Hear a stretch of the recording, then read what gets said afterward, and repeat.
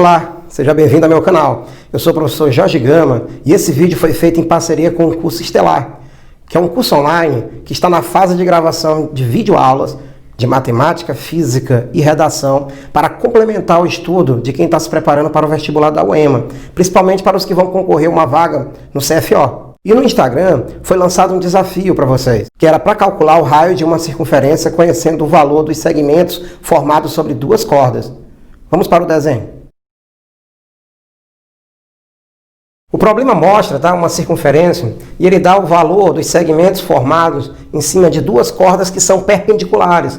O ângulo formado aqui é 90 graus, em que um pedaço dessa secante vale x, o outro pedaço vale 6. Nessa outra secante, um pedaço vale 3, o outro pedaço vale 4. E ele quer saber o valor de R. Então eu vou resolver nesse vídeo de 3 formas diferentes. A primeira forma, eu vou aplicar a potência de ponto e uma propriedade que diz que todo raio que divide uma corda no ponto médio, esse raio vai ser sempre perpendicular a essa corda. No segundo modo de resolução, eu vou aplicar a área de triângulo inscrito numa circunferência, que é A vezes B vezes C sobre 4 vezes o raio. Na terceira forma de resolução, eu vou aplicar um teorema que é pouco conhecido. É chamado de Teorema de Fowler. Esse teorema faz uma relação entre cordas que são perpendiculares e o raio da circunferência, tá? Vamos para o primeiro modo de resolução, para você entender mais ou menos como é que se aplica potência de ponto. Vamos lá?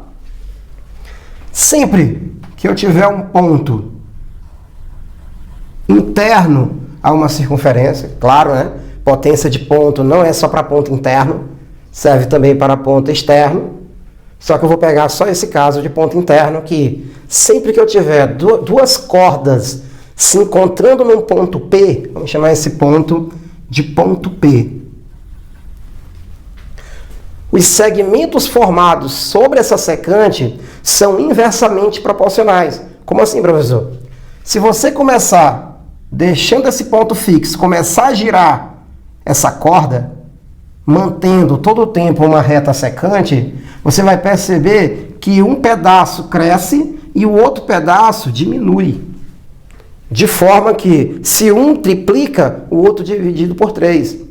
Se um dobra, o outro é dividido por 2. Se um quadruplica, o outro é dividido por 4. Ou seja, são inversamente proporcionais. E quando grandezas são inversamente proporcionais, o produto é constante. Em outras palavras, x vezes 6 é a mesma coisa que 3 vezes 4. Estamos no primeiro modo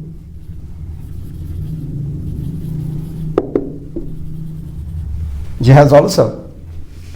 Aplicando primeiro potência de ponto, que diz o que, professor? Se eu pegar um ponto P em cima de uma reta secante, e esse ponto P interno, esses segmentos formados sobre a secante são inversamente proporcionais. Em outras palavras, o produto é constante. X vezes 6 é a mesma coisa que 3 vezes 4. E no final do vídeo eu vou deixar um link que vai te direcionar para um vídeo sobre potência de ponto, para você entender melhor esse assunto. Isso implica que 6x vale 12. Logo, x é igual. 6 está multiplicando, ele passa dividindo. E 12 dividido para 6, 2.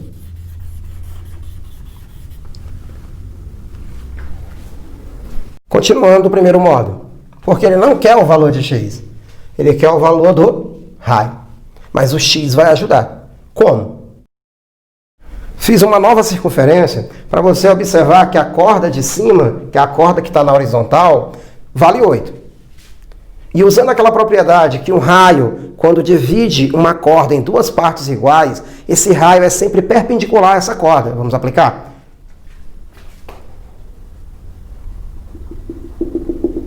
Passei um raio, vou dividir essa corda em duas partes iguais.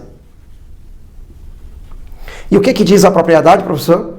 Que sempre que eu divido com um raio uma corda em duas partes iguais, o raio é perpendicular a essa corda. Então eu vou ter aqui um cateto 4. Porque se eu ligar o centro a esse ponto, será uma hipotenusa. Então eu vou ter essa hipotenusa como sendo o raio. Professor, mas qual é o valor do outro cateto para a gente aplicar o Teorema de Pitágoras? Eu vou ter que olhar agora para a outra corda. Vamos lá? Prontinho? Deixei o ponto P, e as duas partes que eu conheço é 3 e 4, ou seja, essa corda tem que tamanho? 7. E se eu pegar esse raio, dividindo o 7 em duas partes iguais,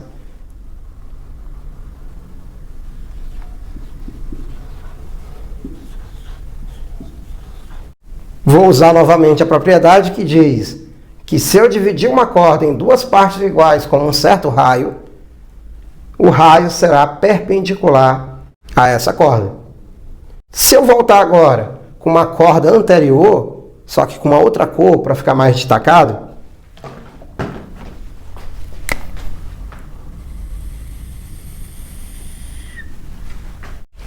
vou transferir esse desenho para cá.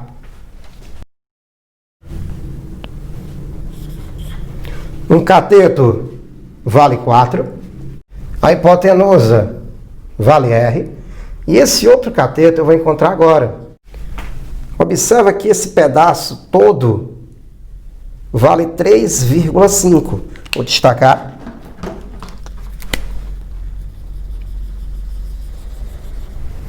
Lembre do desenho original que esse pedacinho de cima valia 3. Logo, para completar 3,5, esse pedacinho vale 0,5, que é o valor do outro cateto. Então, nós temos um cateto que vale meio. 0,5 é a mesma coisa que meio. Aplicando o Teorema de Pitágoras nesse triângulo retângulo, vamos obter o raio. Vamos lá? O Teorema de Pitágoras me garante que o quadrado da hipotenusa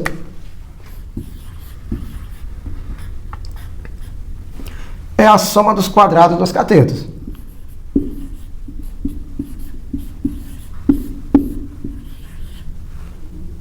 Implica, então, 4 ao quadrado, 16. 1 ao quadrado dá 1 e 2 ao quadrado, 4. Vai dar 1/4. Implica, então, que r ao quadrado é igual. Nessa soma de frações com denominadores diferentes, geralmente o aluno tira o mínimo múltiplo comum e faz aquele processo, divide pelo de baixo e o resultado multiplica em cima. Aqui não, eu vou fazer o seguinte, 4 vezes 16 dá 64, com mais 1, 65 sobre 4. Implica dizer que o R será a raiz de 65/4. Raiz de um quociente vai ser a raiz do numerador sobre a raiz do denominador. Mas aqui não está ao quadrado, não tinha que ser mais ou menos a raiz disso? Mas nós não consideramos o negativo, tá? Raiz de 65 é irracional. E raiz de 4 é 2.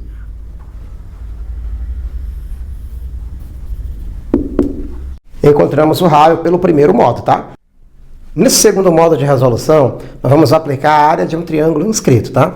Eu vou chamar esse ponto de ponto B, esse ponto de ponto A, e esse aqui de ponto C. E ligar os pontos AB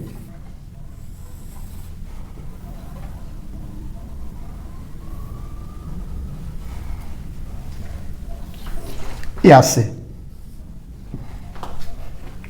Oposto ao vértice B, eu vou chamar de Bzinho. Oposto ao vértice A é o Azinho, que vale 7, que é 3 mais 4. Oposto ao vértice C, eu vou chamar de Czinho. Como é que eu encontro o valor de C e de B? Por Teorema de Pitágoras. Porque ele diz que essas cordas são perpendiculares. Então, eu tenho um triângulo retângulo aqui e aqui. Vamos lá? B ao quadrado será 4 ao quadrado mais 6 ao quadrado.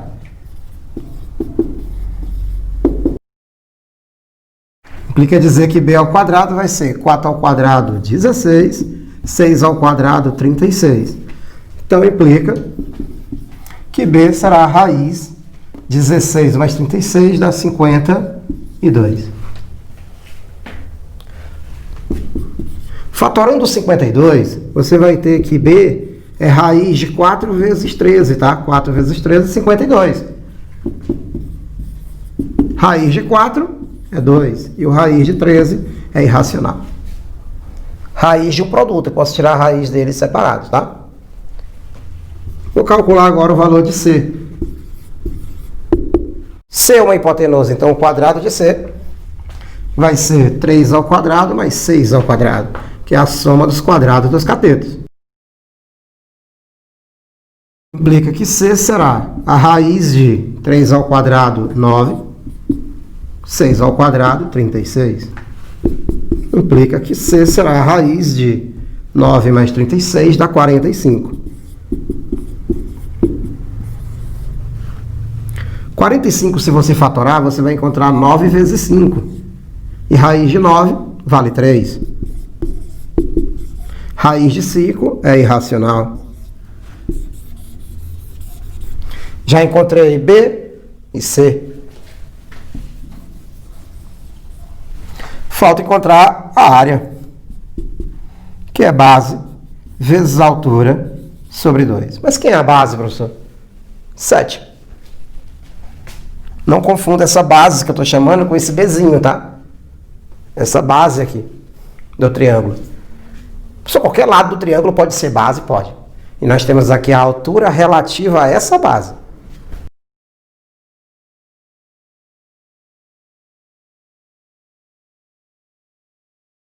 A base é 7 porque é 3 mais 4.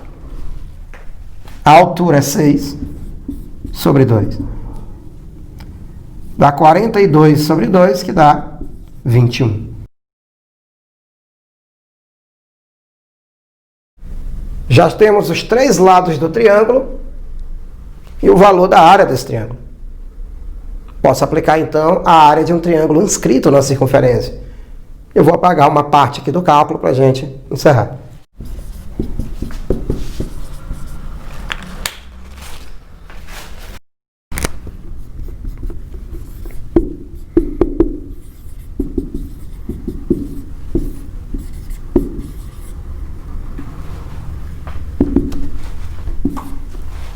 Olha a fórmula que nós vamos aplicar. Sempre que eu tiver um triângulo inscrito numa circunferência, eu vou pegar o produto dos lados sobre o quádruplo do raio. Vai ser sempre a área desse triângulo inscrito na circunferência, tá? Quem é a área? A área do triângulo, 21.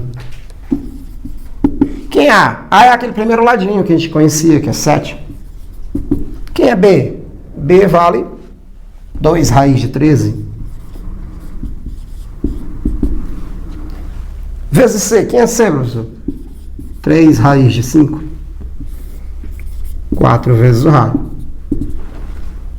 Fazendo o meio pelos extremos.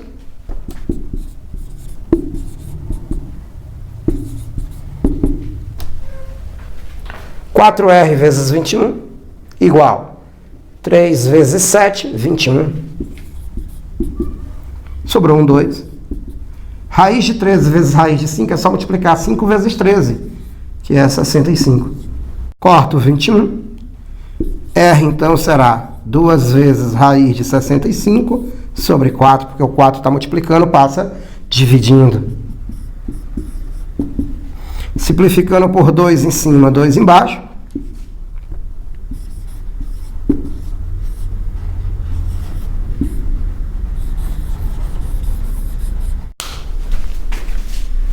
R será a raiz de 65 sobre 2. Vamos para o terceiro modo de resolução, porque tem aluno que gosta de, às vezes, de decorar um teorema para aplicar e ir direto para a solução. E nesse terceiro modo nós vamos aplicar o teorema de Fowler. Vamos lá?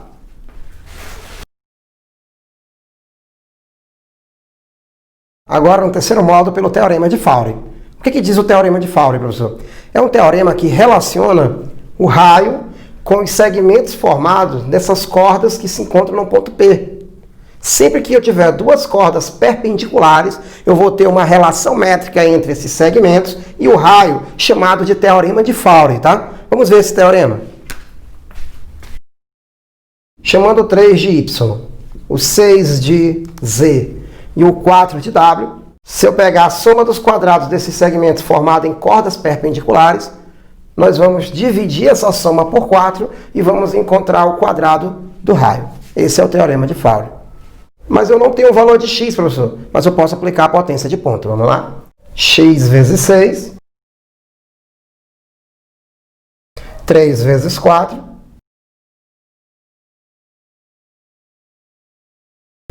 passo 6 dividindo, vale 2. Vamos aplicar o teorema de Fowler?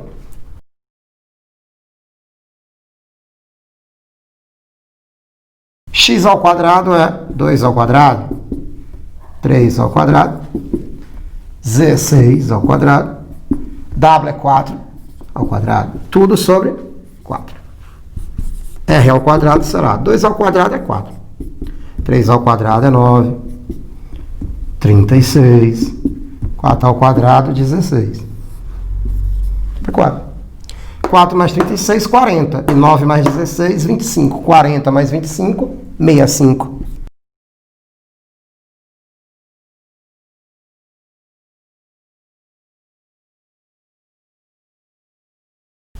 Como está ao quadrado, eu vou tirar a raiz no outro membro. Raiz de 65 é irracional.